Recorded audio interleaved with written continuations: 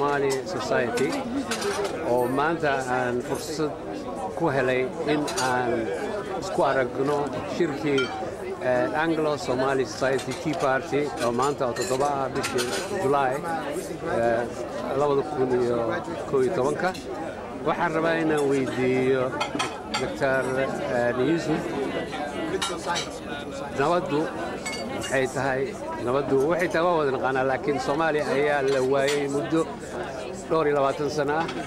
marka sideen lagu heli karaa fikradiisa inuu nasiyo maadaama Soomaaliya in nabad jirin ilaa 20 sano iyo in ka badan teeda kale Soomaaliya waxa hadda haya abaartii ugu dheereed ilaa 60 sano ayaa la sheegaa ka hor abaartii ugu xumeed oo dhacda marka ku soo dhaw waxa weeyaan nasiib darro inay nabad aynu raadinayno maanta nabad waxa weeyaan nolosha adduunka waxaan u rajaynayaa Soomaaliya oo meel joogtada inay nabadda ka shaqeeyaan intaanay wax kale isku mashquulin waxaa ilka ka sii darno arrinta ay maraysaa abaar dadku way gaajoonayaan carruurtii dumarkii waxaan rajaynayaa qolooyinka isku haya xukunka Soomaaliya inay xukumaan inay ka waantoobaan nin walba wuxuu doonayo sheegto waa in miiska iskugu yimaadaan inay nabad ka taliyaan waxaan rajaynayaa inay abaartan iyo dhibaatadan haysata ay wax ku qaataan oo haddii alla yidhaahdo ay nabad dadka ku soo celiyaan ay dadka wax siiyaan masaakiinta oo ay quudiyaan halka ay qoriga iyo is-eryeedka iyo dagaalka ay joojiyaan waxaan ilaahay ugu rajaynayaa in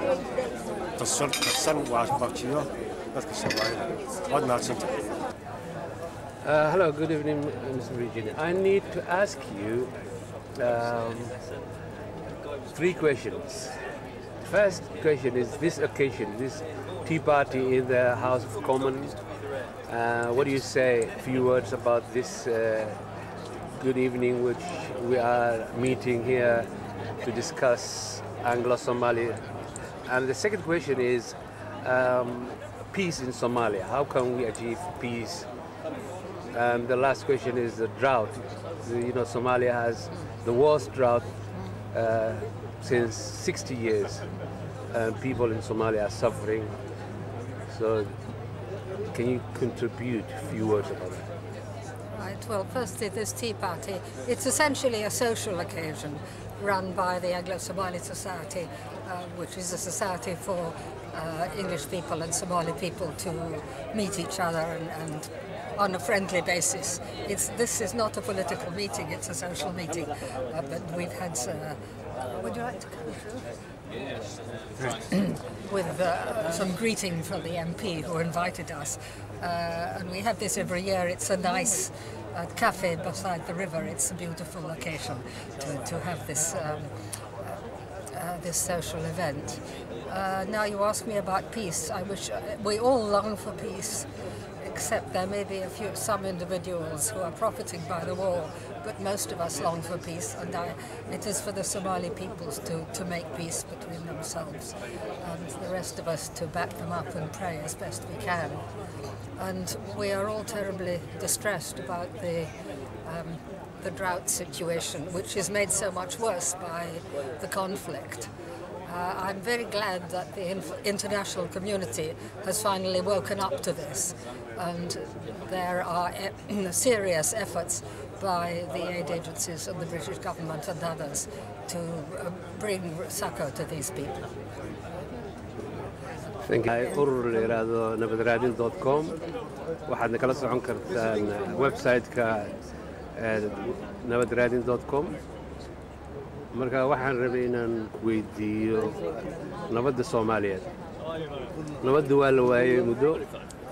marka waxaan rabnay in fikradaada sida nabad lagu heli karo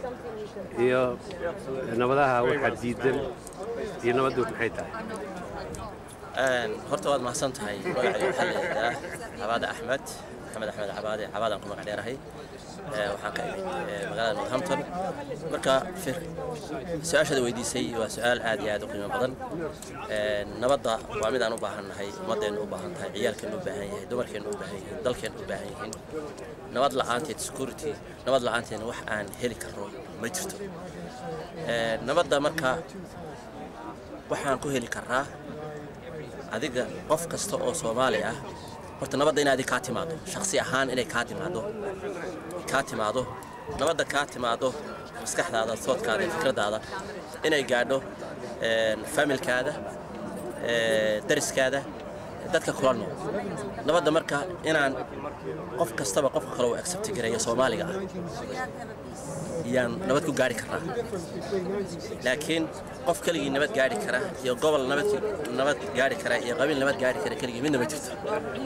waxa weeye nabadda inaad ka timaado way haddii ummadda aad nabad ka doontid inaad nabad ka heshid laakiin nabaddu adiga inay ka imanin waxa weeye nabad ma helaysid marka nabadda waa shay aad u qiimo badan inaan dhammaanteen raadinana waa waajib inuu tahay qof kasta oo Soomaali inuu waajahay waa mahadsantahay waxaa jirta amaan haddaad la socoto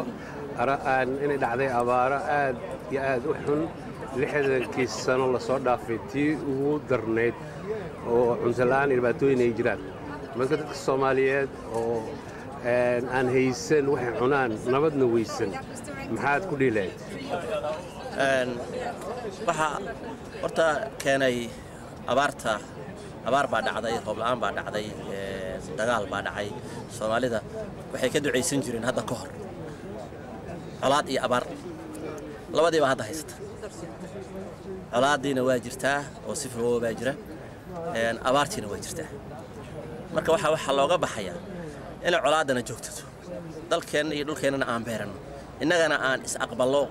qof kale walaalkii Soomaaliga uu aqbalo albaabahana loo furo dadka samafalka sameeya dadka ma garanaysaa samafalka sameeyana albaabaha loo furo la iskaashado gudaha iyo dibadda taasaan yaa lagu daaweyn karaa dhibaatada Soomaaliya ka dhacday gaajada lagu daaweyn karaa waa mahadsantahay intaas ayuu ku bismillaahi raxmaani raxiim waxaan rabay inaad xoogaa yar naga hadasho arrin xoogaa Soomaalidu ku adkaatay waa helitaankii nabadda Soomaaliyeed oo ilaa 22 sano la waayay Soomaaliya oo waddankeena marka waxaan rabay inaan weydiiyo laba su'aalood nabaddu maxay tahay sideena lagu heli karaa nabadda Soomaaliya oo nabad magacayga waxa la yiraahdaa Cabdi Ismaaciil nabadda sidee lagu heli karaa waa su'aal qoto dheer laakiin waxay adigu siyaabo badan baa lagu heli karaa haddii cadaaladda la hagaajiyo haddii dadku wax bartaan oo wax la isla fahmo oo khilaafka faraha badan la yareeyo nabad way iman kartaa waxa kale oo loo baahan yahay dadkii nabadda ilaalin lahaa ee sharciga fulin lahaa sharciga ilaalin lahaa iyo kala dambeynta siyaasiyiin leadership la yimaado demokrasi hogaamin shacabka la yimaada adigu way fara badan tahay waxa nabadda lagu gaari karo ee lagu keeni karo waxaana ugu muhiimsan cadaaladda iyo dadku inay wada daacad noqdaan oo ay isu soo jeestaan oo marka la wada hadlayo iyo marka wax la wada qabsanayo si niyada hor ilaahaya wax la isugu ramo oo marka shir la sameysanayo si daacada la soo fadhiisto si daacada loo wada hadlo oo wixii xaqaaqada laga wada hadlo ma ahayn la isu munaafiqayo la yiraahdo waxna afka laga yiraahdo waxna niyada lagu haysto marka taas oo kale oo waxyaabaha problemka keenaya fargelinta dadka shisheeya ka imanaysa taasna waa carqalada ugu weyn ee haysta marka waxaan rabay inaan weydiiyo Soomaaliya sida la socotay ayaamahan waxaa jira abaar aad u xoog badan abaar aan hore loo arag la yiraahdo ilaa 60 sano la soo dhaafay tii ugu darneyd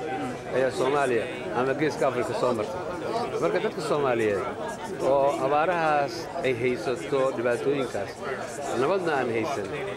maxaad dhihi lahayd Soomaaliya بسم الله الرحمن الرحيم هرت تدكاس آذي ودباتيسيين عيدي مكهو مقان ولا شيء كرنا ما شفت إله ما مقان لكن أنا دبت هذا وحكي قبل شو هذا واحد رن لها تدكو دايس بردا سومالي إنجليز كدقين أما يوروب تدقين إنه يقول مدان oy u loobi gareeyaan oo dowladaha Yurubiinka iyo dadka muslimiintaaba ay uga loobi gareeyaan si dadka wax loo gaarsiin lahaa dadka abaartu East Africa way saameysay oo Ethiopia iyo Kenya iyo Djibouti iyo Soomaaliya way saameysay laakiin Soomaalida dhibta u gaarkii waxa weeye nabad la'aan iyo abaar bay soo gashay haddii xitaa cunto loo geyn lahaa wax loo geyn lahaa meeshii la mari lahaa baa la isku hayaa wadooyinkii baa xun ammaankii baa xun marka wallaahi waxa weeyaan waa challenge weyn weeye waa caqlad weyn oo dadka u gaara dadka Ethiopia kala jooga ama Djibouti kala jooga ama Kenya kale waxa waa la gaarsiin karaa waa loo tagi karaa oo hay'adaha UN ka kale way caawin karaan laakiin dadka halka ku dhibaataysan wax cidda sida wax loo gaarsiin waa adag tahay taasna waxay la tahay dadka Soomaalida ah ayaa wax ka qaban kara way dadkii Soomaalidu halka jooga wax hay'adaha iyo kuwa kale sida ugu maqaalaa inka hadda weeyri marka dadka Soomaalidu waa inay guntiga dishes ka dhigaan way arinta wax ka qabtaan oo iyagoo isticmaalay Soomaali media ama contact community-da ama masaajidada inay lacag iska ururiyaan oo dadka gaarsiiyaan